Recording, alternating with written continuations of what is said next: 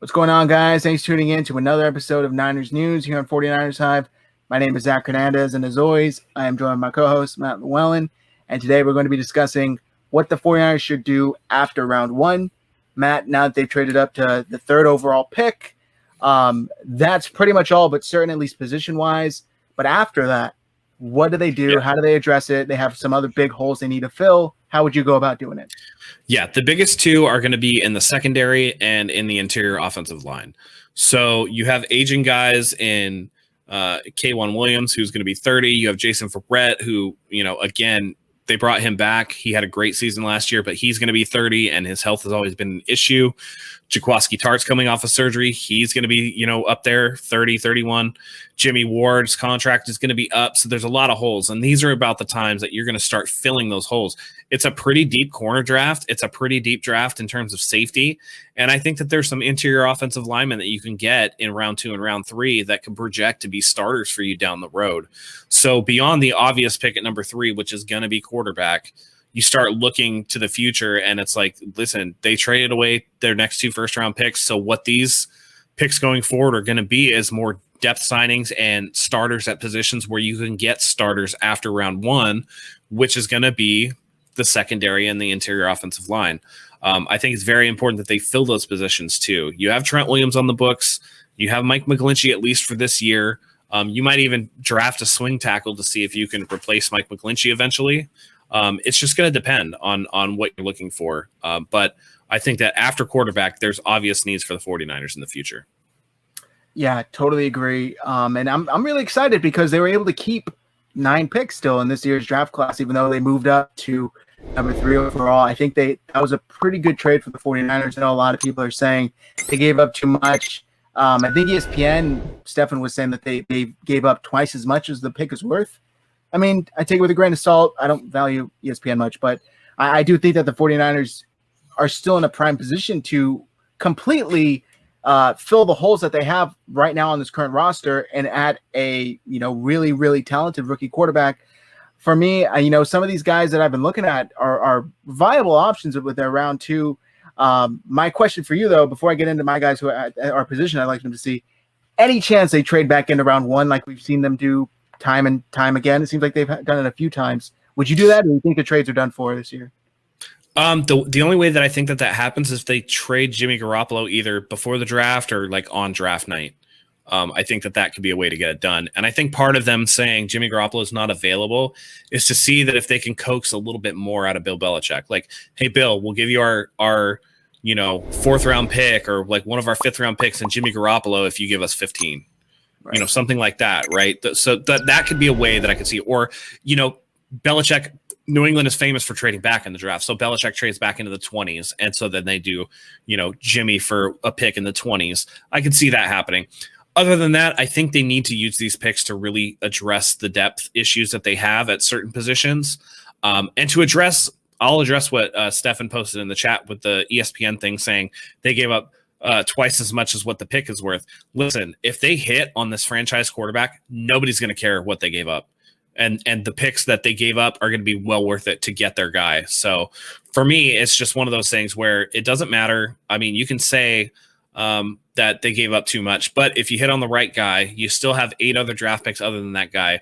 You can build a damn good team out of this. Now, all of a sudden, each and every one of you thinks that Kyle Shanahan's going to take Mac Jones at number 3. Why? Because you think he's a Kyle Shanahan guy?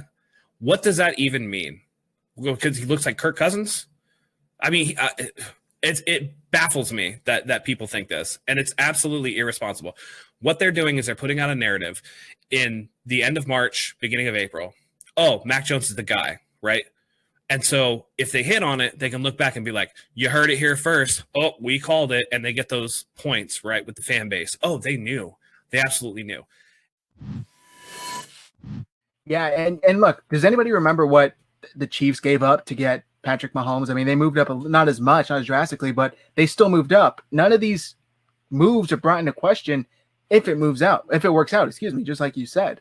They're going to have a solid quarterback, hopefully. There is the offensive lineman you had, you always discuss. I can't get his name. Creed Humphrey. Creed Humphrey. Creed Could you see Humphrey. that being an actual He could pick? potentially be available at the beginning of the second round. Yeah, I think so.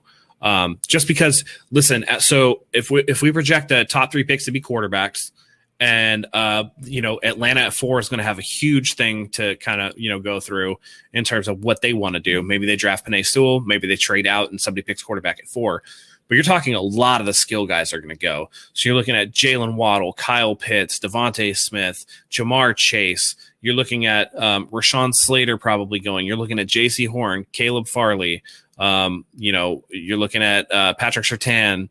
There's a lot of guys that are going to go. And so the interior offensive linemen, there's some good ones. They're going to kind of get lost in the shuffle. I mean, the best interior offensive lineman actually projects in the NFL is more of a tackle, which is Elijah Vera Tucker, who can, is projecting a lot of teams are projecting him to be a tackle. So you're looking at interior guys, interior offensive line, unless you're Quentin Nelson, don't traditionally go that high.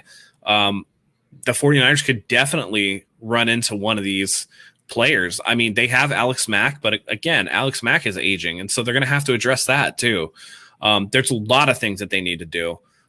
So yeah, if they can get a guy like Creed Humphrey in the second round, that'd be fantastic. And then you can, again, they have no problem taking corners in the third round. They did it with Akello Witherspoon. It didn't work out, but there's room for them to do that again. And potentially they hit on it this time. So it's just going to depend on what's there, who's there, where they feel comfortable. And at one point or another, it's like best player available per whatever need we have. Yeah, 100%. And speaking of corner, I've been looking at Elijah Molden now that, that's not going to be, because we've talked about Patrick Surtain possibly. I think Molden's going to be like end around one guy though, to be honest. So? Yeah. Okay. Especially after that blazing 40. Yeah. He ran the 4.29? I believe so. Yeah, that's ridiculous. That's ridiculous.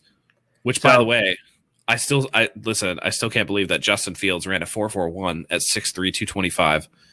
That's pretty good for a quarterback. Yeah. Notwithstanding, I mean, there's a lot of guys though.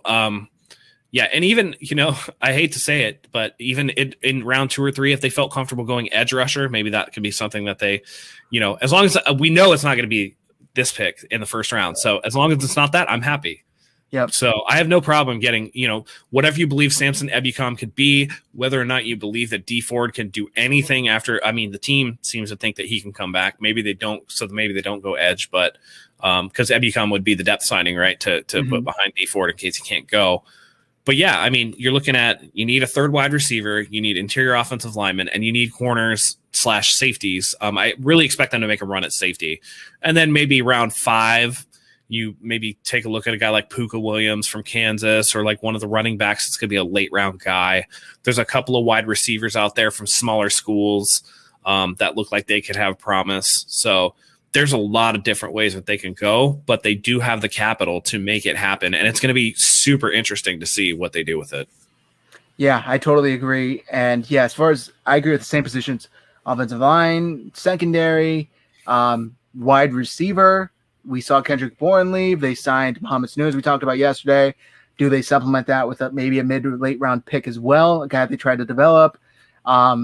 They still have Juwan Jennings. Maybe something turns out there and they don't feel like they need to address it in the draft. So, I mean, I guess we'll see. But I think the best part about all of this is it's really however they want to go about it, because there's no dire need now that they've addressed left tackle. They brought back Jason Verrett. That's a solid corner.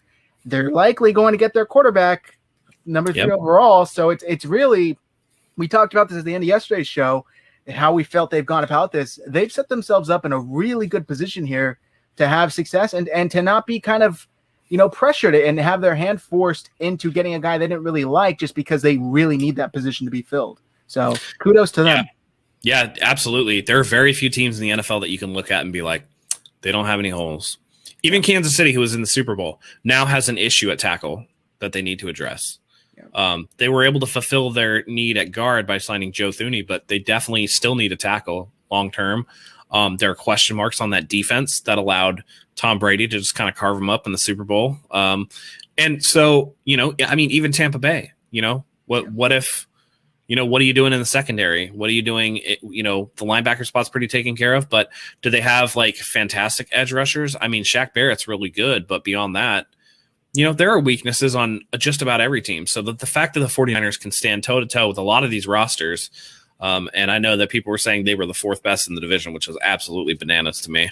Yeah. But yeah, I mean, there's very few needs that they have. Sure, you'd like a third wide receiver, you'd like to add interior offensive line, depth in the secondary, but beyond that, you're talking about depth pieces, not a glaring need, like you said, where they feel like they have to draft a guy or they have to reach for a guy, right? Because, oh man, if we don't, then he's not going to be there. And part of drafting up to number 3 was the fact that, hey, we all know Trevor Lawrence is going number 1. So if there's 2 quarterbacks you like between Zach Wilson, Justin Fields, Trey Lance, if there's just two that you like out of those 3, then no matter what, you're going to get one of the guys that you like because you're picking third. It's not like another team can hop over you and take both guys, right?